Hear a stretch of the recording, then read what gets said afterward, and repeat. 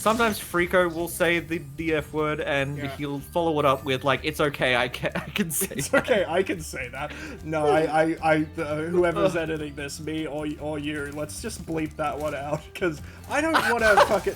I'm not a big fan of saying it myself. Right? Yeah. No, I have like a couple of friends who'll use like the R word, you know, the disabled R word, and they'll be like, "It's fine because I'm that," and it's like. It's still, but like someone else could hear that. And it's not we should like, chill. I'm kind of like that. Not super chill. I'm not one for censorship of certain things, but at the same time, I also know how to read the room. Like, yeah, it's generally just about reading the room. Like that's the quickest and easiest way to put it. The last thing I want to do is offend anyone. Like that's. And, you know, you can't be a comedian without offending people these days. Fuck off. Yeah, fuck off. Get better jokes. I feel like it's, there's like two ends of the spectrum where on one end, people really shouldn't be like, I mean, obviously you should be held accountable, but people shouldn't be, like, if someone says something off the cuff on like a podcast or a let's play, where they're trying to be funny, like I don't think that should be held up under the same scrutiny as something that they legitimately believe, right? And on the opposite end of the spectrum, you need to be careful of what you say, and you should be like held accountable if you say something really fucked up.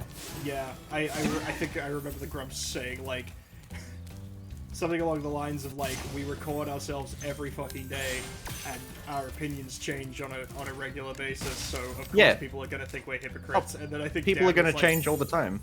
I think Dad was like, so when exactly did you decide that you were a hypocrite? Like, good bit. But yeah, like people's opinions change. People change.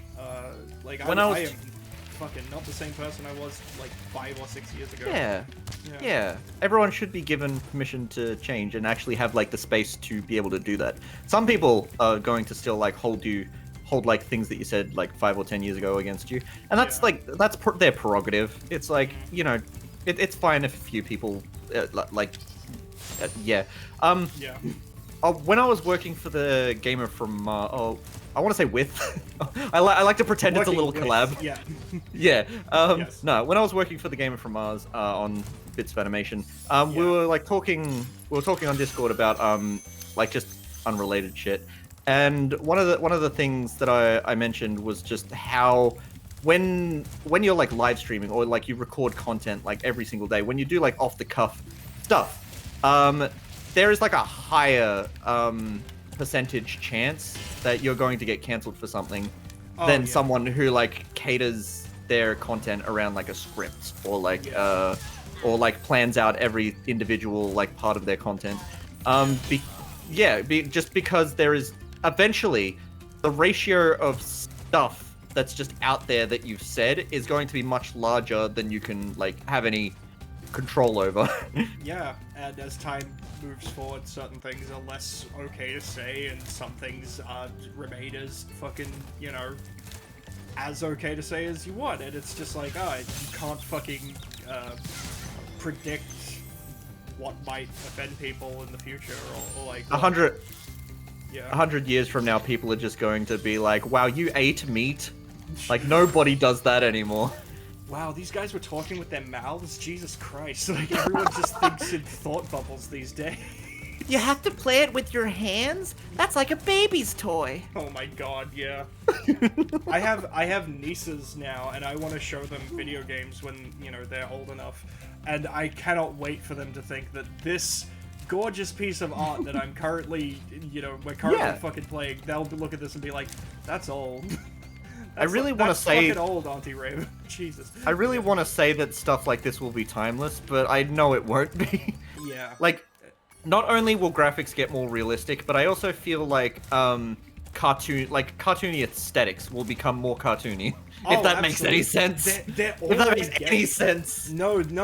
Stylized graphics are already getting there in terms of like even higher levels of stylization. Like you look at something like Microsoft put out a game called Hi-Fi Rush, which is incredibly like cartoony and anime aesthetic sort of thing. Like almost similar to this, but like it's so insanely well polished that there's a point where like it'll cut between gameplay and actual animated bits, and it's really hard to tell when one stops and when the other starts. And like, I loved stylized games, man. They're really cool, and I like that more people are putting effort into making big stylized productions. So yeah. I was thinking recently, I was wondering, has there been a film recently that has like revolutionized the medium in a way that like, when you look back on film and you talk about specific like animations and how they revolutionized the genre, is there anything like recent that has like hit that benchmark? And I was thinking like Spider-Verse is kind Yeah, of no, that 100%. movie for a lot of people, where it's like the 100%. new phenomenon that everyone's trying to replicate. Because Spider-Verse came out here with this style that was so unlike anything we'd seen in animation Yeah, until that point. Like it was still CG animated. Like at that point, like CG animation was seen as one thing, and 2D animation was sort of, a thing that Disney did if they wanted to make some money every couple of years.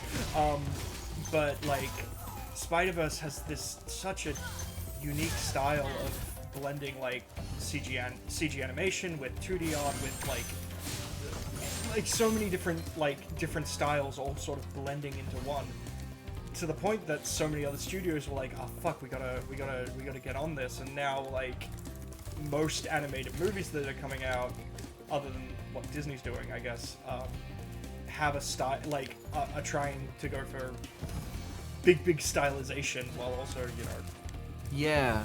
hitting it's a hard. Sorry, I don't always have the words for it, but like, No, that's perfectly fine. I'm curious how the. I was gonna say, I'm curious how the next Shrek is going to be like animated, considering that like they might not stick to the original style, but like Puss in Boots is supposed to be set in the same universe, and the second Puss in Boots movie, which didn't have any right to be as good as it was, considering that the first in that series was like a mediocre filler spin-off movie. Still haven't seen it. I've like TikTok and Twitter have shown me enough of it, but I need to see it myself. But like, god damn it, like it's such a pretty looking movie. Like holy shit! Just from the first scene, I knew we were in for something different, because like it like grabs you right away, and then like there's not. I would even say, okay, I was about to say there's not a single boring part in the movie, but it does slow down. There's this bit where Puss in Boots is like hiding out in like a house full of like other cats pretending to be a normal cat, and it introduces you to like a character that's really important, but it drags a little bit. No, of course it's kind of annoying. But I can't say there's any movie that doesn't have like a flaw somewhere, but I fucking movies are interesting to me because I was talking with someone recently, like someone I was meeting for the first time, and they were like, "Oh, what's your favorite movie?" I'm like, "That's such a fucking difficult question." Like, I used to be able to answer that question, but like I had a list of like my top 10 favorite films when I was in high school, and since then like several like much better movies have come out since then that have like reorganized the list several times. That same thing with me, and on top of that, like I have different genres that I enjoy for completely different reasons, and there are certain like there's so much to it, and they were like, no, this is my favorite movie. I'm like, how could you have one? Like, please teach me.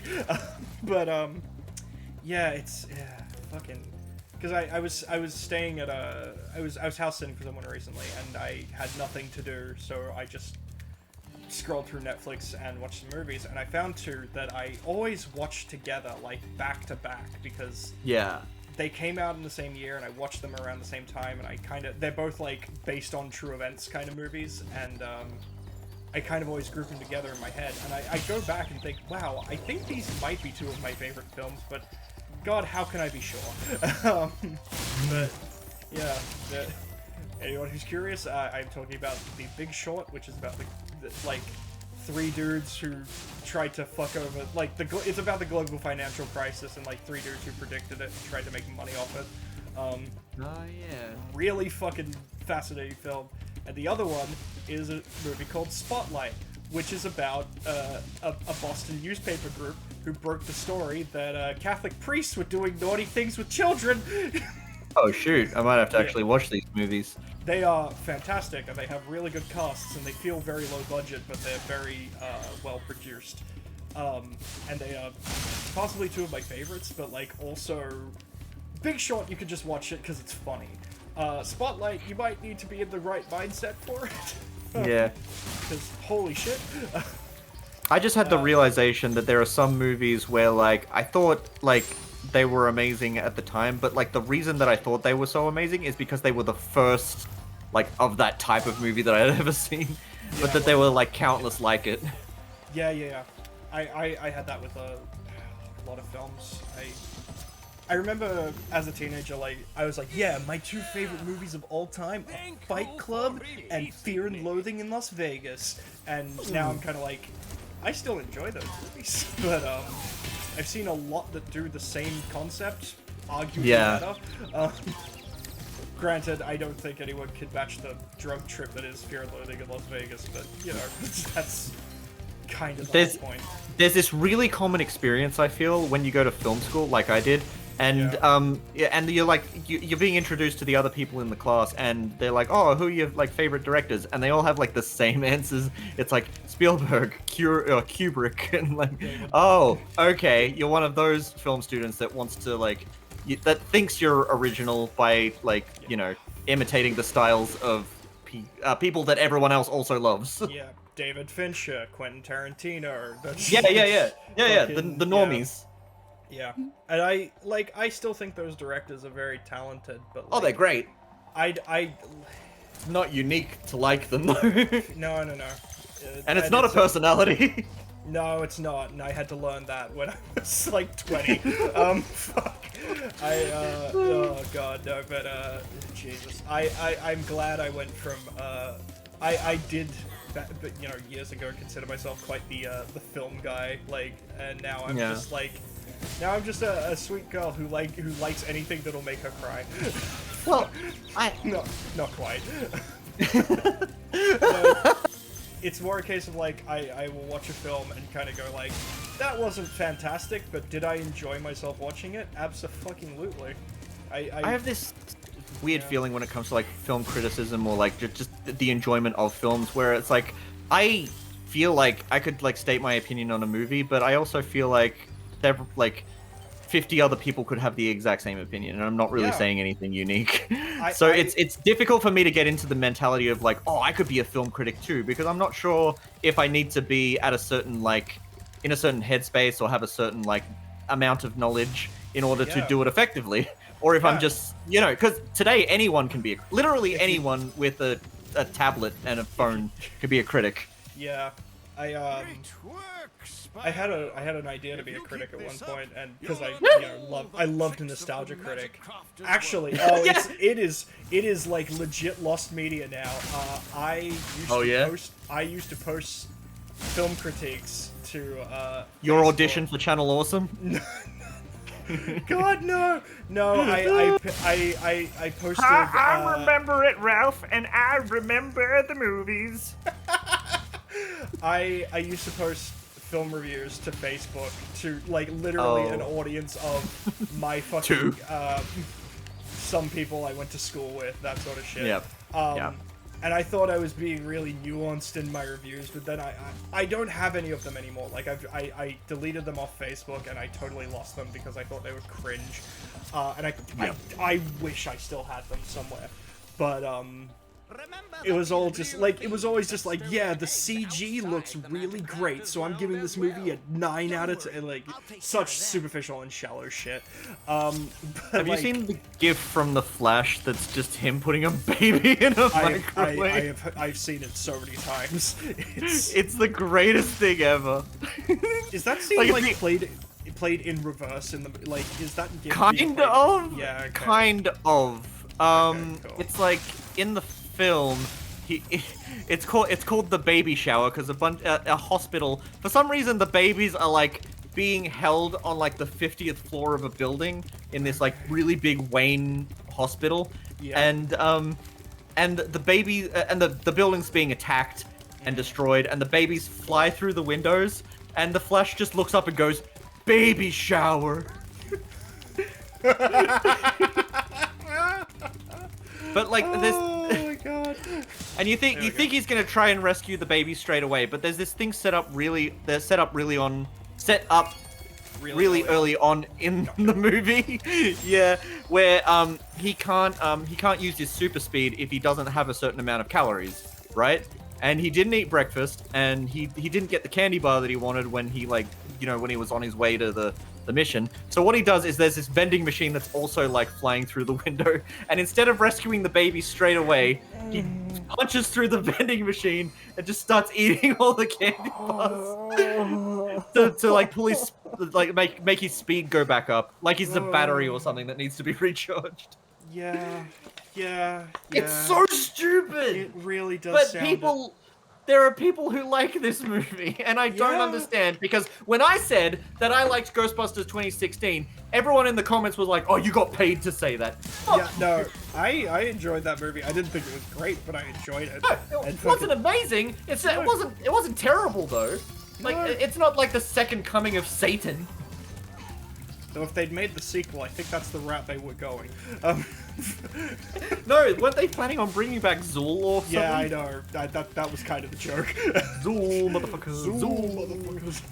Do you think it was kind of lazy of them? I mean, it's kind of cool, but it was kind of lazy for them to bring back the main villain of Ghostbusters 1 in the Ghostbusters Afterlife. I haven't seen that movie, so you know what? Shit! Fuck! I spoiled it. No, it's fine. I will watch it eventually.